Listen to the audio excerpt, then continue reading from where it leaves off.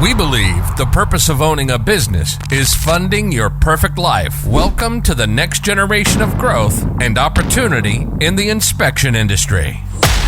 This is the Empire State of Mind. Empire State of Mind. Helping build companies with faster growth, higher profits, and more time freedom.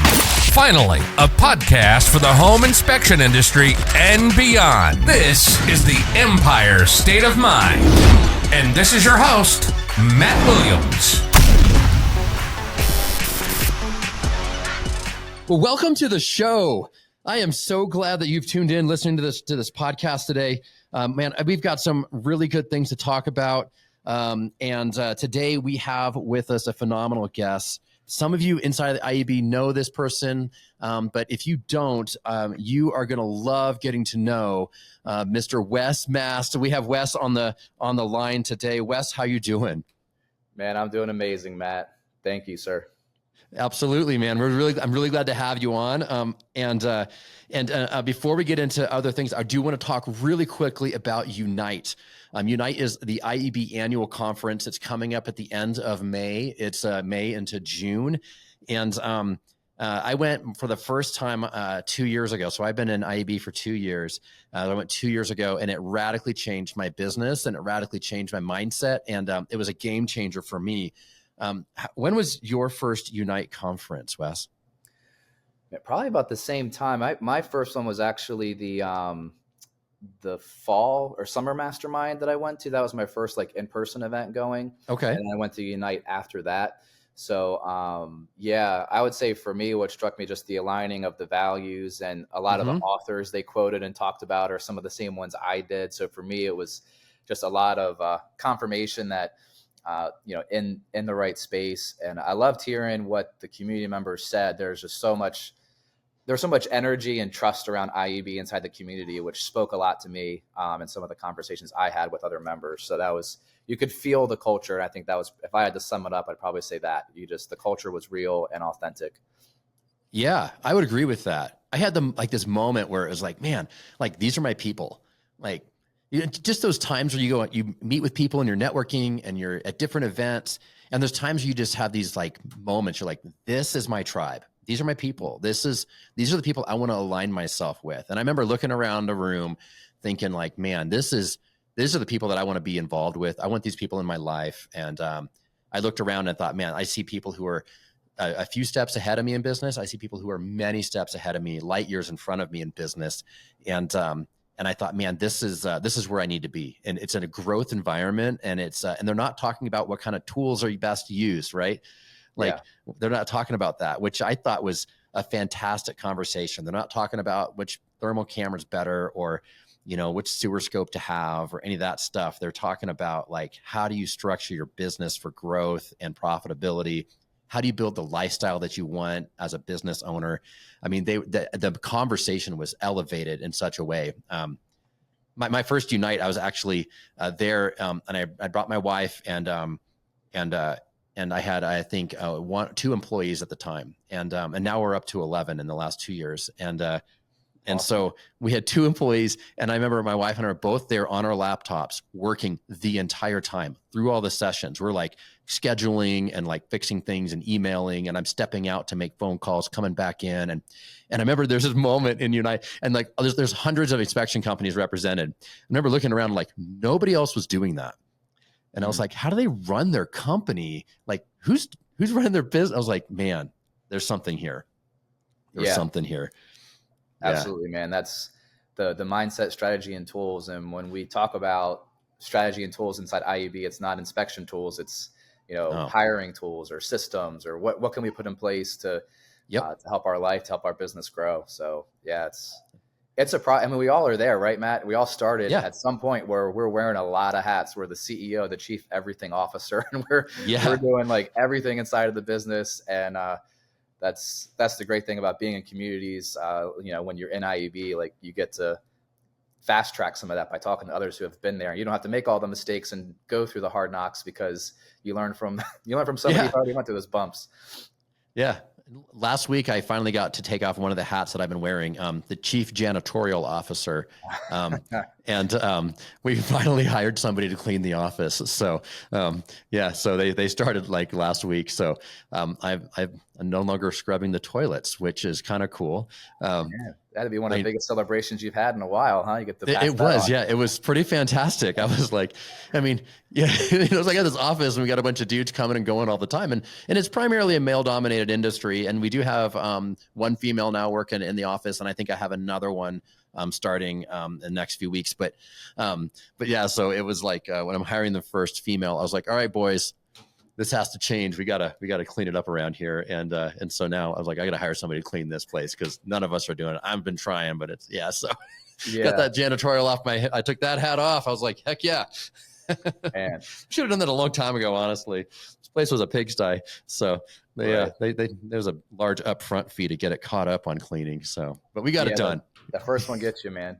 But it's interesting though, that sometimes the hats that we hold on to for a long period of time, it's sometimes we just don't have the space to even think about handing it off. It's just you're just not in the space to even think about it. I'm just doing it because it's the easiest path forward right now. I don't have to think about how do I pass this on. So right. So speaking of hats, picking them up and dropping them off, you actually are just picking up a hat brand new inside of IMB. You are the newest, I believe, coach within the IEB system. Congratulations, man. That's exciting. Thank you. Actually, I think Brandon just got announced. He's like a services coach. He's doing some stuff inside IEB. Paternoster? Yeah, exactly.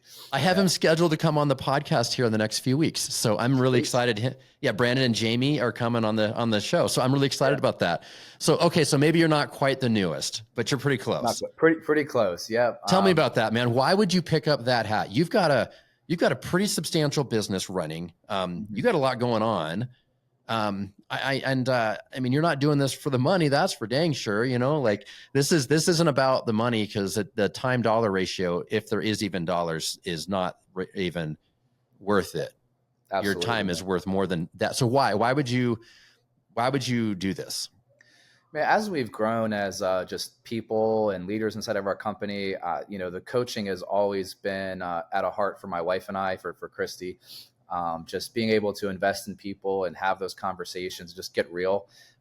So we've kind of turned into that inside of our company, which has been a goal of ours. Like we just, obviously we own the company, we're leaders in the company, but we're primarily want to be looked at as a coach and a resource inside the company. Like we don't really have day-to-day accountabilities or anything like that. So being a coach in IUB allowed us to use some of that passion in new ways, different ways. And like I said, with the alignment, it made sense for us to, partner with IEB and just helping people build great businesses to enjoy their life even more.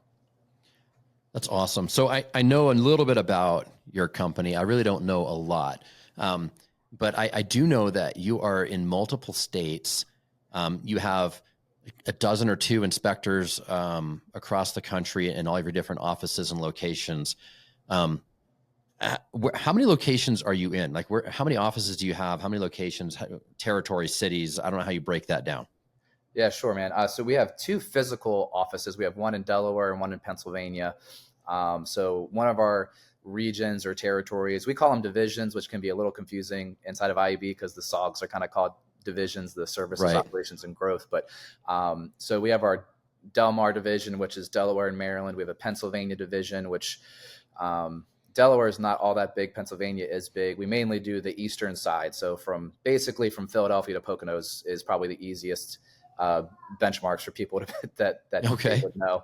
And then in Florida, we do Northeast Florida, Jacksonville, and then we have a Central Florida location. And Florida kind of spawned out of, COVID with a lot of things being taken out of our control and things happening in the economy. We really felt like we wanted to diversify geographically. We had our best friends live in Florida, so we bought a house there. And then a year and a half later, something like that, we were like, hey, I think it's making sense for us to look at this. And we had a we found a guy that was a great hire. So we hired him and started there. And then Jacksonville is actually someone in our company was looking to relocate.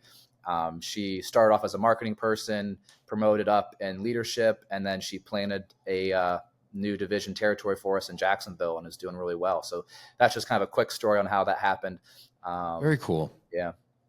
So you already have to lead from a distance, because no matter where you're at physically, no matter because if you're in Florida physically, you got to lead from a distance up in the Northeast. But if you're up in the Northeast, you got to lead from a distance to the Southeast. So those skills are pretty impressive. And so being able to apply that into even like coaching is pretty outstanding. Being able to lead and coach both your own teams in-house, but now leading and coaching teams within the IUB community. That sounds like I'm pretty excited to have you on and be able to learn from you more and more.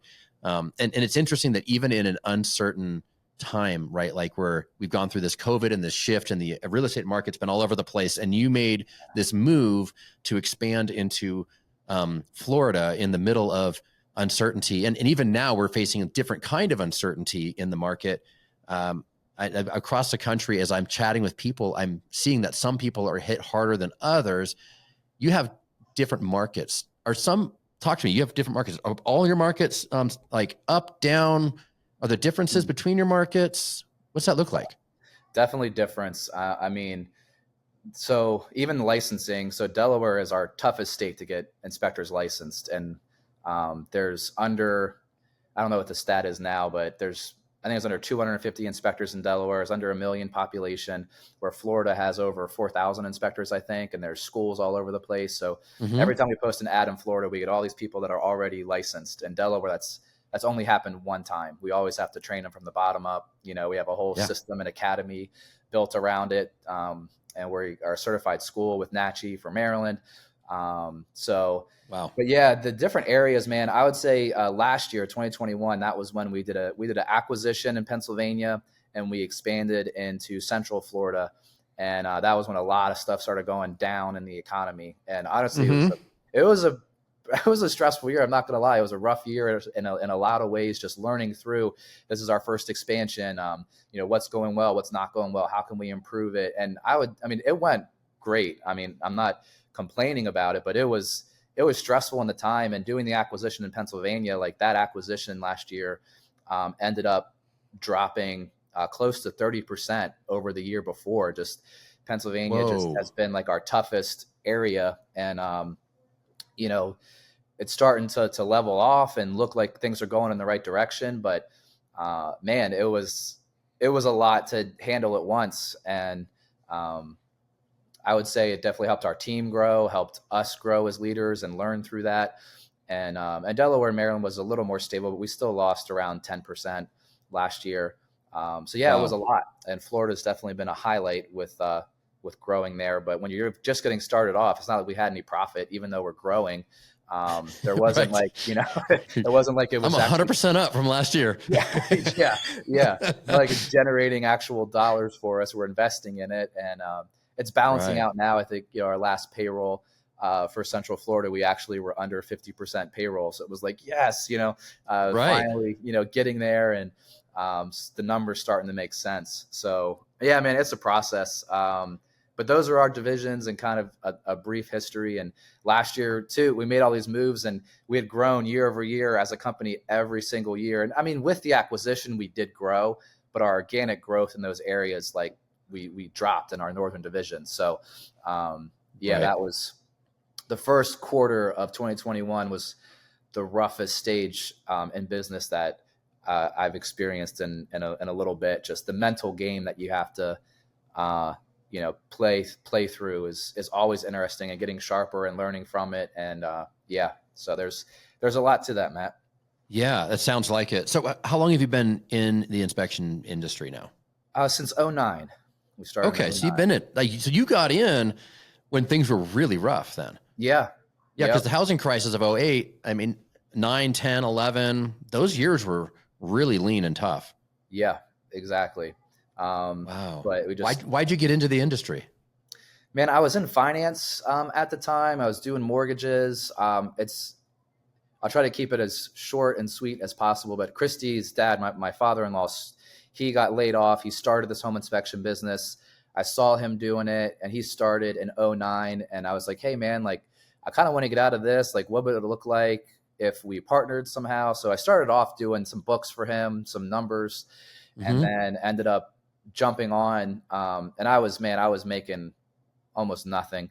But my wife went to work full time with the understanding that when the business does grow, she wants to be able to quit. So we did that, and he ended up getting out of the business. I basically bought my job from him. I bought him out, and then I grew it from there. So nice. Yeah, that's kind of the short story, and started hiring people, started implementing systems. And I really quickly, I would say 2014, I really started to hit the lid, as John Maxwell would call it, of myself, of my own leadership, and really became very aware that if I'm going to take this company to new levels, I need to grow as a person and as a leader first. So that really started that journey for me. Wow. So when you talk about that, developing yourself, you're talking about developing yourself as a leader.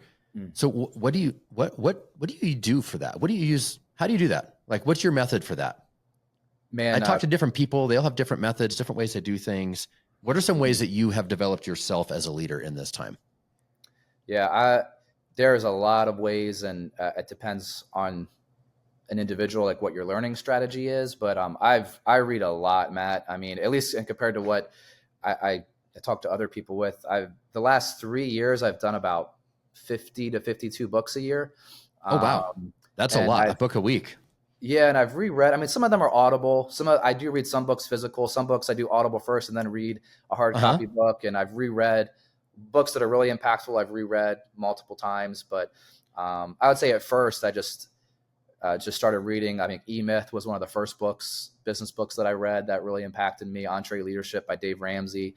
So things like that kind of cut my teeth. Patrick Lencioni was very influential early on. I heard him speak at a conference and bought all of his books.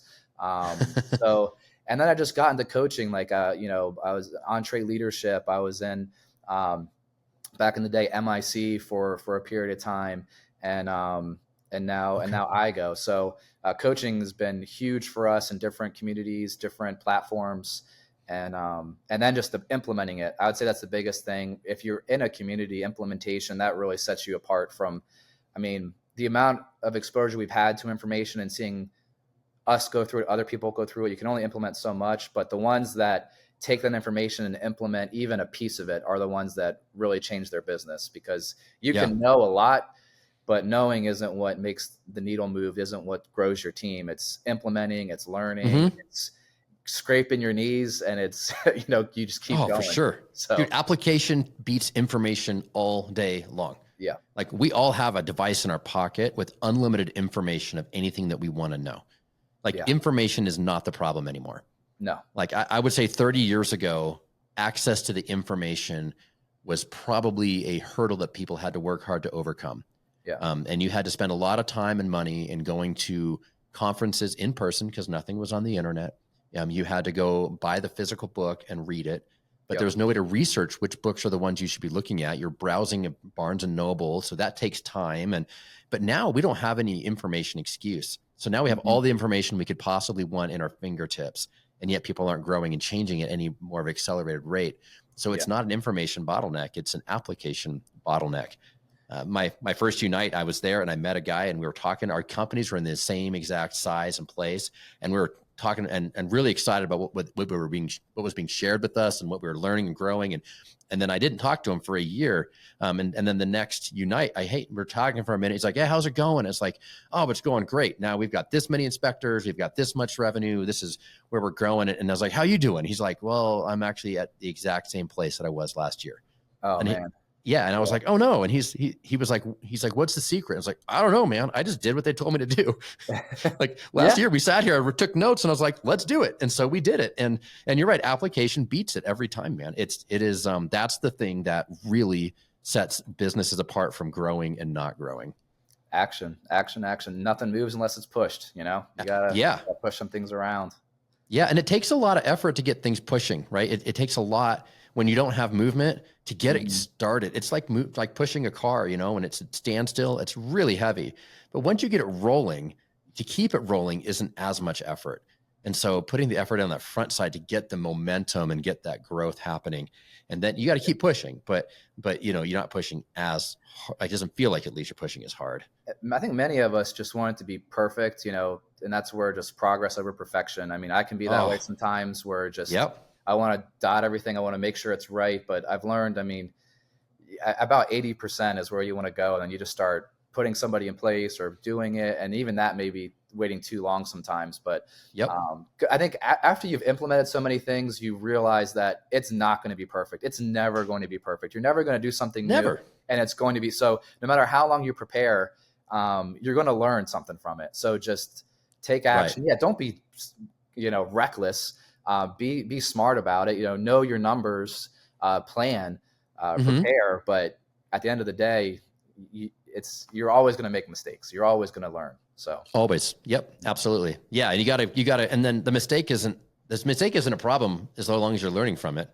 It's helping you climb to get this to where you want to be. That's, you know, at the top of the mountain, it's all the failures behind you that got you where you are today. So absolutely. Yeah. And I've had to learn that a few years ago, maybe about 6 or 7 years ago. I started calling it my relationship with failure, and how I needed to really work on my relationship with failure, and that failure wasn't something to be ashamed of. Failure wasn't something that I should be discouraged by. Failure wasn't something that was something that brought me down, but failure became something that was bringing me up. And because I think our initial reaction to failure is like, oh, I suck, and like, oh, what's wrong with me? And then you don't want to tell anybody about your failure because it's shameful, and then it can be discouraging, and you failed, so you stop pushing, and then, you know, and so all that discouragement can pile in, but really it's like, man, no, change your perspective on failure. And failure can be something that actually turbocharges me to be able to push harder and go, oh, I learned another way, than this isn't going to work.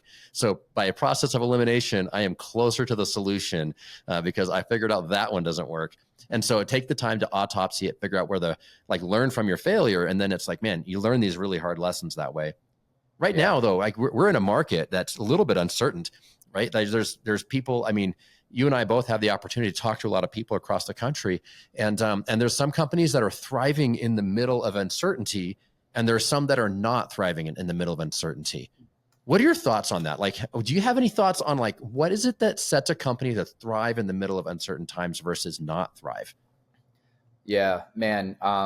Such a timely conversation we're going through right now. I don't know if it's, if times have ever been more uncertain right now, you know, right. And I don't necessarily think it's a good thing or bad thing. I mean, right now you kind of feel the stress of it, you feel the pain of it, but everybody is, right?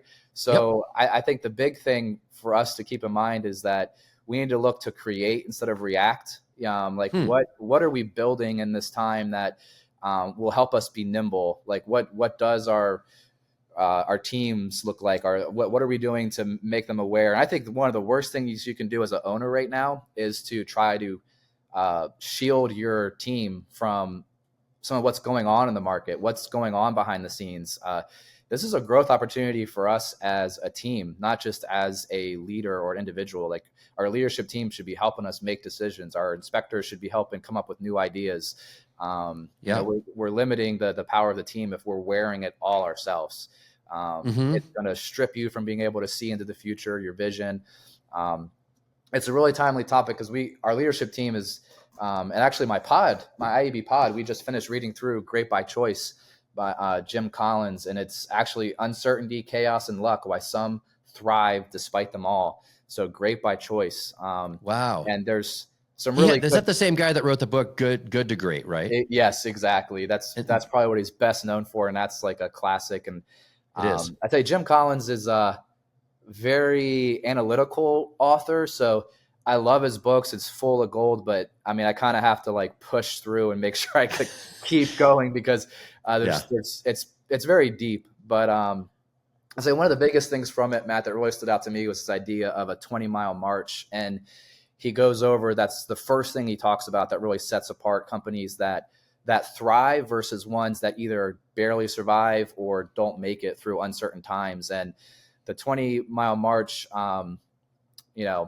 debating on how far to go into it, but basically if you're doing a coast to coast march across the United States from California to New York, the person that gets up and marches 20 miles a day every day will make it there a lot faster than the one that starts off doing 40 miles because they have energy.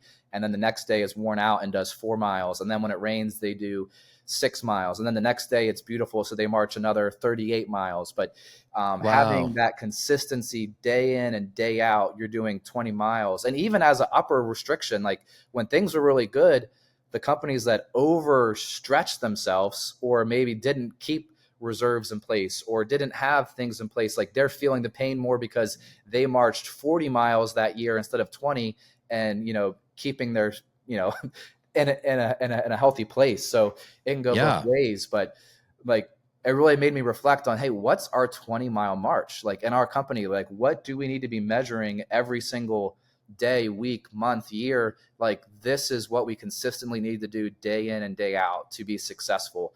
And they have examples in the book, and I thought it was definitely that stood out a lot, and they have some really powerful examples. But 20-mile march, just consistency beats the energy of like, I'm going to do this right now, and then you fade out.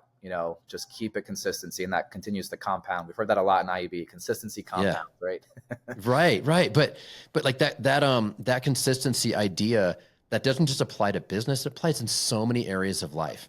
Oh yeah. Like if how about in a marriage relationship, right? Like consistency, small consistency will outrun big grandiose moments, right? I can bring home flowers to my wife on February 14th, say all the right things, write all the right things in the card, give it to her, and then ignore her for 30 days straight. And then 30 days later, send her more flowers and another card and with the right things, then ignore her for another 30 days. Guess what? That relationship's going to suck. It's not going to be good. She's going to feel neglected, and it's not going to be healthy. Right. And that's the same thing with the gym. Is I can go to the gym and work my butt off for 8 hours straight, man. Like I can go 8 hours straight in the gym, and I can work myself to the bone, and then not go back for 2 weeks. And guess what? That doesn't produce the results that you actually want. It's those little consistent steps. Yeah. You got that. It's a momentum game. It's a little bit at a time. And once you get that thing really spinning, it's like, man, just same thing, like pushing a car. It's hard at first, but yeah, man, that's so good. That 20 miles a day, that 20-mile march, that is such a good thing. So in the middle of uncertainty, like I've spoken to people who have like massive growth, doubled their business in the last year. And of course you're doubling your business in Florida right now, apparently. So yeah.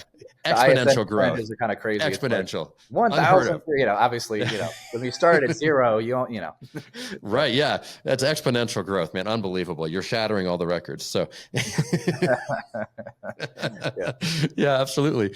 But yeah, it's interesting to see how some companies are able to continue pushing through, whereas others aren't. And that's so good. I wonder like with the companies that aren't thriving, if that's what they're doing, if that's what some of the challenges are.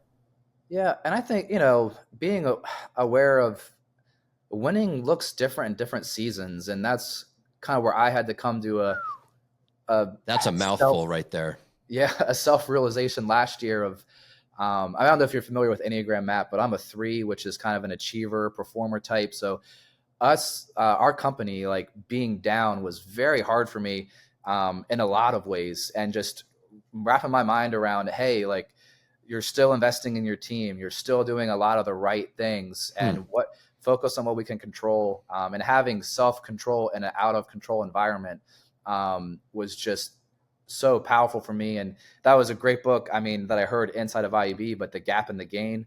Oh man, what a timely read for me during that period about measuring backwards and the progress you're making. Because if I had told myself, even that feeling the way I felt then, if I had told myself 3 years before that I was going to be at the place I was then 3 years ago, I would have been so excited for that.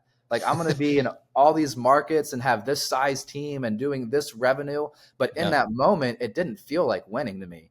It felt like we were losing. So it felt like I was losing.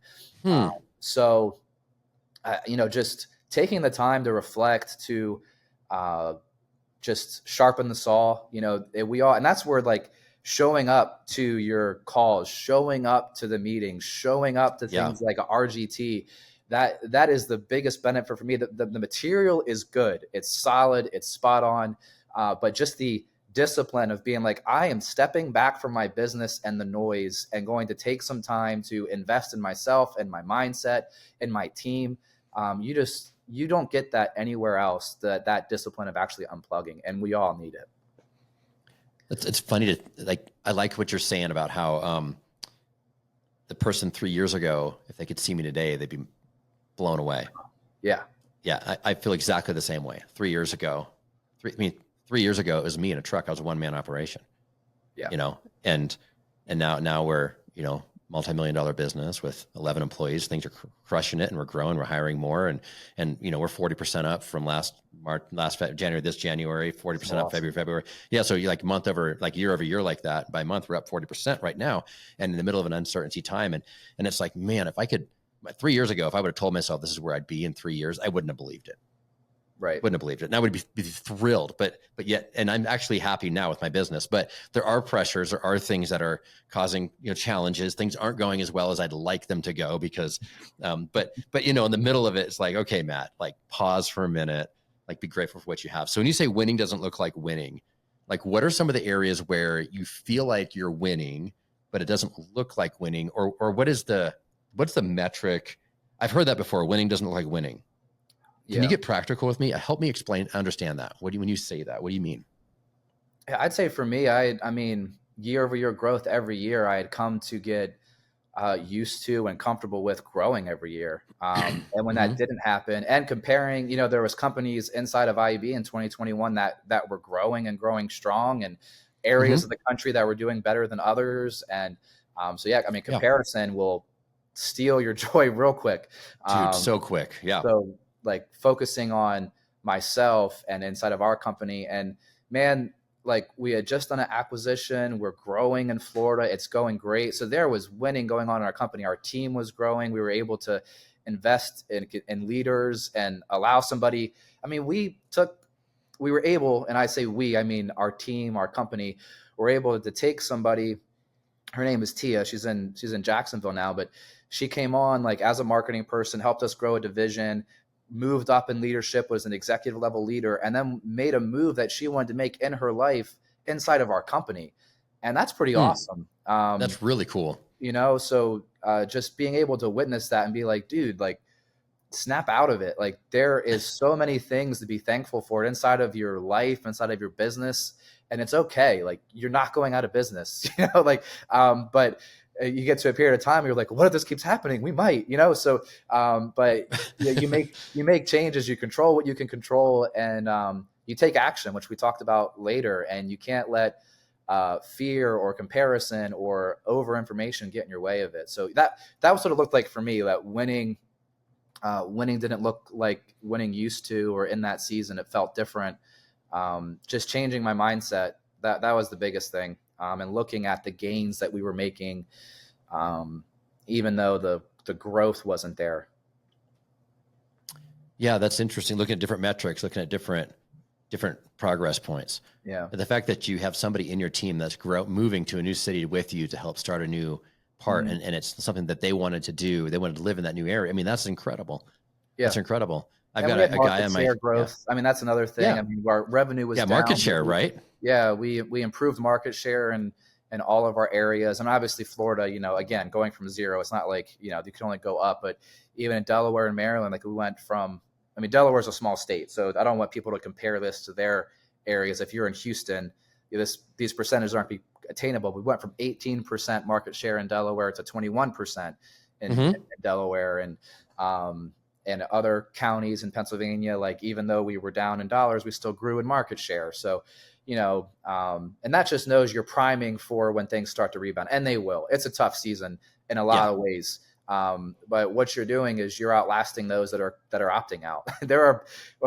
We've seen all kinds of posts of people selling their truck or selling their tools because they're moving into something else. And, obviously we don't wish that on people, but they're doing what's best for them. And obviously they don't want to deal with this. And there's a part of us that doesn't blame them, right, Matt? Right. Absolutely. Right. I don't blame them. And we have some of that going on here too. People are getting out of the industry and getting out of business. And it's funny. You mentioned Delaware, the entire state has about 1 million people in it. Is that right? Yeah. So I'm in Albuquerque, New Mexico. New Mexico has 2 million people, but it's a massive geographic area. It's primarily a rural state. And then there's one major city, that's Albuquerque. And we're right under 1 million people in our market. And then there's Santa Fe, which that's like 300,000. So there are a couple of smaller cities, but you got to drive hours to get to like Las Cruces, or an hour to get to Santa Fe. And then we're in the desert and there's nothing between. Like Albuquerque, there's cactus and sand until you drive for 6 hours to get to Phoenix, you know? Wow. So it's, you know, there's not like anything. It's like a weird little like island in the middle of the desert, an oasis, if you will, and in the desert. Yeah. And so we have about 1 million people. And so, yeah, we're kind of in that 20% market share in our little market here. And it's like, man, we've had great market share growth in the middle of the downturn. And, you know, it's, and we've been working on price per inspection, adding ancillary services. And so number of inspections, hasn't really grown too much. But our dollar amount per inspection has been growing, and that our market share has been gaining. And so that result is that our financially we're up a certain amount. And so, but yeah, finding where you're winning versus where you're not winning. And if we keep picking up more market share and positioning ourselves to be able to, when the market rebounds, take off and you know, hit new heights, I think that's possible. I think what you're doing in Florida obviously can get there. Delaware can get there. Pennsylvania can get there. Mm-hmm. You know, I've talked to people in all kinds of different areas of the country, and you know, it's I think it's doable. It's just finding and getting yourself positioned and ready for when the market does start to pick back up again. Absolutely.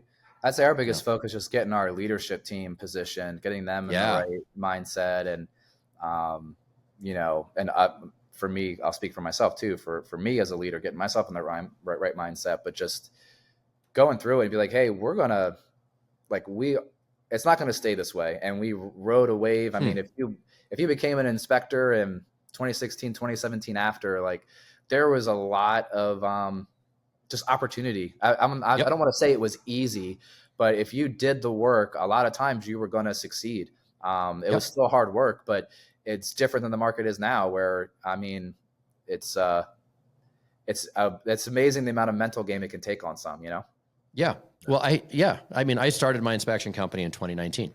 And so I'm in that camp where it's like, I started this business, and right about the time I was starting it, the market was getting really hot. And so I was able to just execute on what the coaching I was getting from IEB and just took advantage of it. And just really grew really quickly in the market. And yeah, it was a little bit easy. I had the wind at my back. Like, the wind was filling my sail. You still got to steer. You still got to do the right thing. You still got to put the sails up. You still got to work. But yeah, the wind is, you know, right. Whereas right now there's not a lot of wind. And so it's a little bit harder work, right? To get things going. We're like, but, you know, yeah. We're out there rowing now, this big old ship. Come on, let's go. Exactly. Yeah. But you know, there's always markets up and down. I was an electrician when 2008 hit, you know, and the housing crisis hit.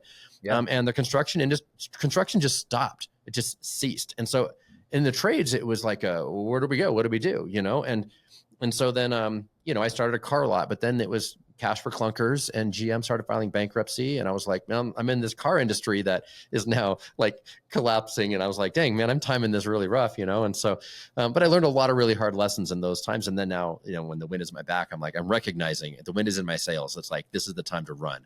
Like, let's work when the tide's coming in, you know, because the tide will go back out again. Real estate's cyclical. And in fact, if you look through history, I might, correct me if I'm wrong, but it looks like it's every 7 years. There's like 6 to 7 years of growth, and then about a year of pulling back, and then 6 to 7 years of growth and a year of pulling back. And we've had that. We've had more than 7 years of growth, really. 2012 was about the start of the turn. And if you look, we had almost 10 years of growth, really, this cycle. But we did have a longer pullback before. So it was kind of like a correcting. But here we are. We're in a year of pullback. Yeah. And then, you know, we got to get through this storm. But if we can keep our ship afloat and keep our heads level. And then, yeah, absolutely, man. Like, when the wind will blow again, it will blow again. And it might be 6 months from now. It might be a year from now. And when it blows, we'll be ready. Yeah. The sun will shine again. Absolutely, man. The sun comes up. There is another day. You know, when you're having a down day, it's like, you know, sometimes it's like, you know what, just go to bed, get up the next day. It's like, it's a new day. But this is going to happen, that, you know, yeah, it's uncertain times, but thriving in the middle of it, man, winning doesn't look like winning. I love that. Yeah. I might tweet that. There you go. I love it. That's awesome, man. So what are you working on next? Right. You're coaching, you're thriving in uncertain times, you're expanding to new markets. What's new in the world of Wes Mast?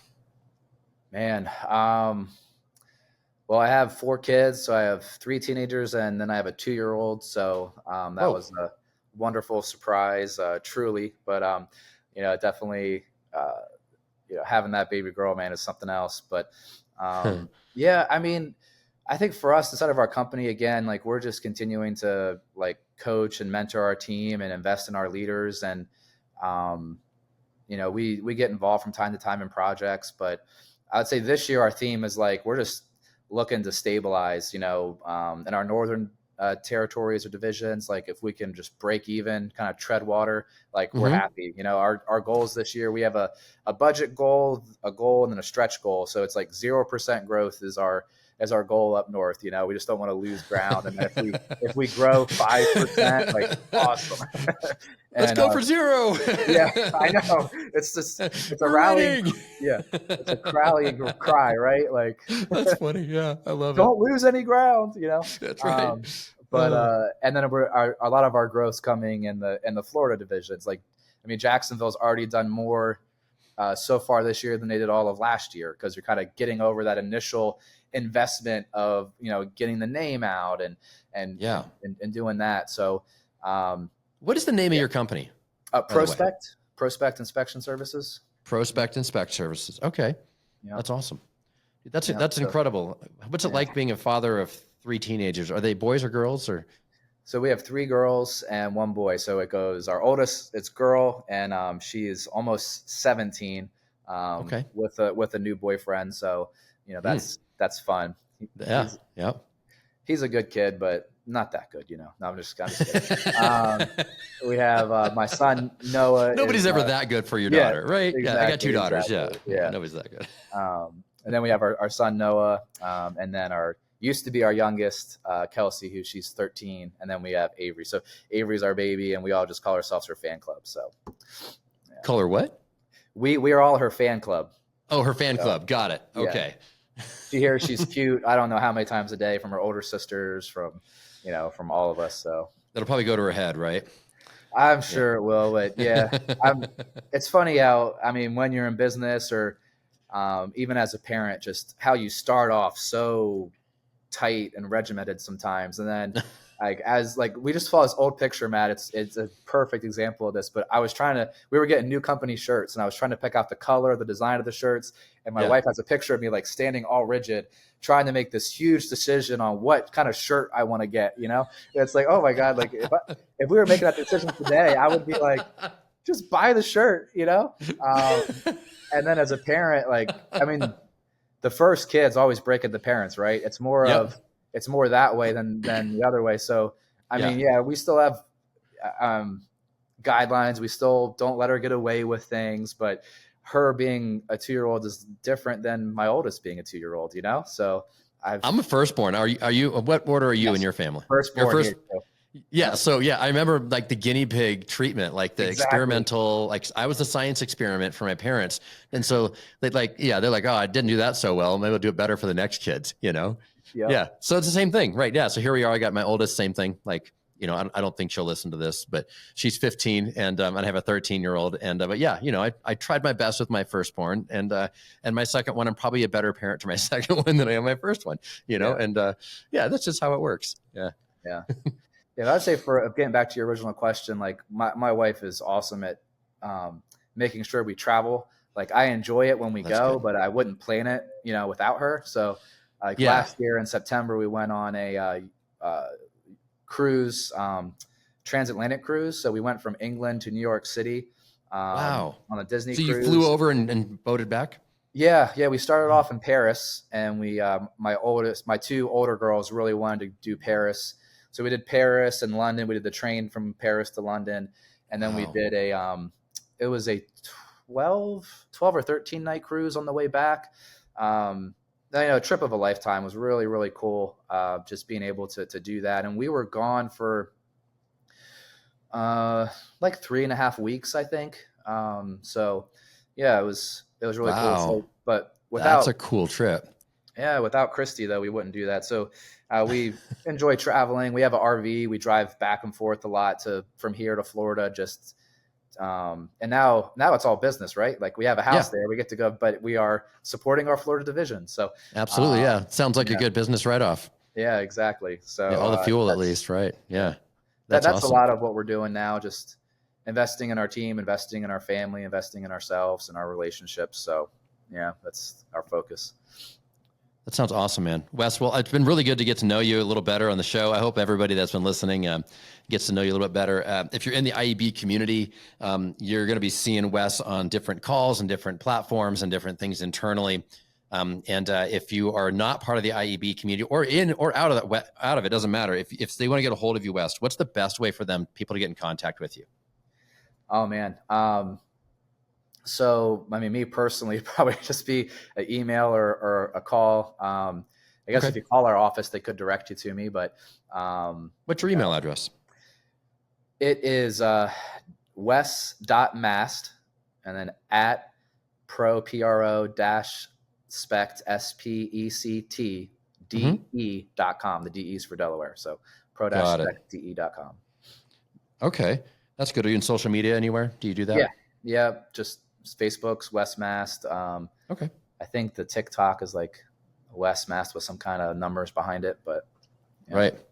That sounds great. We'll have all that information in the show notes so people can get a hold of you if they want to. If they have questions or they just want to congratulate you on your new position as a coach. So Wes, it's been fantastic having you on. I love getting to know you, and I'm looking forward to the next season of you coaching and being more involved in IEB. Thank you so much for being here today. Matt. You're awesome. Absolutely. And it was awesome being here. Yeah, thanks. You've been listening to Empire State of Mind for the home inspection industry and beyond. Our passion is to elevate the home inspection industry with mindset, strategy, and tools. We hope you've enjoyed the show. Make sure to like, rate, and review. For more, follow on Instagram at IEB Coaching. And don't forget to hit the website at www.iebcoaching.com. Learn about IEB at no cost and have all your questions answered on our open call once a month on the third week of the month. We hope to see you there, and we'll see you next time on the Empire State of Mind.